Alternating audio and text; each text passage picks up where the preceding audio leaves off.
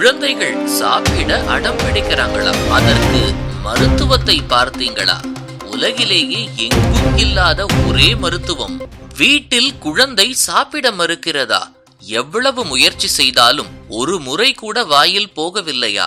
மருத்துவரிடம் சென்று வந்தாலும் அவர்கள் பசி சிரப் கொடுத்தாலும் குழந்தைகள் அதை குறித்தும் சாப்பிடவில்லை என்றால் இதற்கான காரணம் திருஷ்டி என்று நினைக்கிறவர்கள் பலர். இதை முன்னொரு காலத்தில் உள்ள பாட்டிகள் எல்லாம் எப்படி திருஷ்டி கழிக்கிறார்கள் பாருங்கள். அதுதான் முன்புள்ள காலத்தில் எல்லாம் குழந்தைகள் திடமாக வளர்ந்தார்களோ. இந்த வீடியோவில் காணப்படும் இந்த முறை மற்ற முறைகளை விட மிகவும் வித்தியாசமாக இருக்கிறது. என்ன செய்வார்கள் தெரியுமா?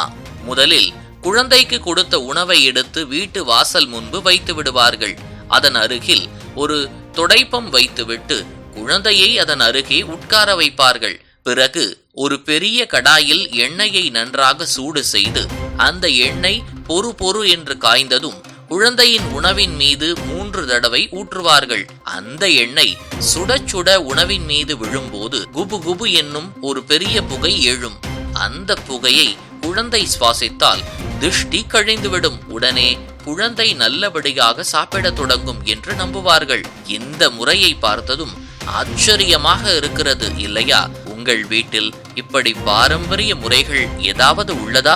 வீட்டில் குழந்தைங்க சரியாக சாப்பிடலனாக்க அவங்களுக்கு திருஷ்டி பட்டிருக்கும். அந்த திருஷ்டி கழிக்கிறதுக்கு பார்த்தீங்கன்னா எரியெண்ணெய் காய்ச்சி ஊற்றுறதுன்னு சொல்லி செய்வாங்க வீட்டில். இப்போ அதை தான் நாங்கள் செய்ய போகிறோம். குழந்தைங்க என்ன சாப்பிட்லையோ, இட்லியோ இல்லை சாதமோ, அவங்களுக்கு என்ன சாப்பிட மாட்டாங்களோ அந்த ஃபுட்டை அது மேலே வச்சுக்கணும். நல்லா நம்ம ஸ்மோக் வர அளவுக்கு சூடு பண்ணோம் இல்லையா, அந்த எண்ணெயை அந்த சாப்பாட்டு மேலே 3 தடவை ஊற்றணும். அப்போ பார்த்தீங்கன்னா நல்லா ஃபயராகி நல்லா ஸ்மோக் வரும்.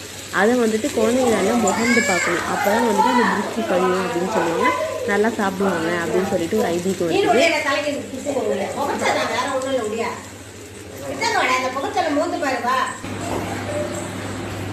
கசாயம்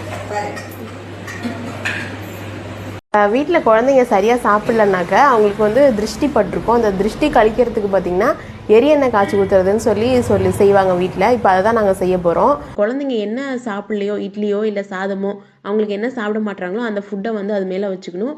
நல்லா நம்ம ஸ்மோக் வர அளவுக்கு சூடு பண்ணோம் இல்லையா, அந்த எண்ணெயை அந்த சாப்பாட்டு மேலே 3 தடவை ஊற்றணும். அப்போ பார்த்தீங்கன்னா நல்லா ஃபயராகி நல்லா ஸ்மோக் வரும். அதை குழந்தைங்க நல்லா முகந்து பார்க்கணும். அப்போ தான் அந்த திருஷ்டி கழியும் அப்படின்னு சொல்லுவாங்க. நல்லா சாப்பிடுவாங்க அப்படின்னு சொல்லிட்டு ஒரு ஐதீகம் இருக்குது.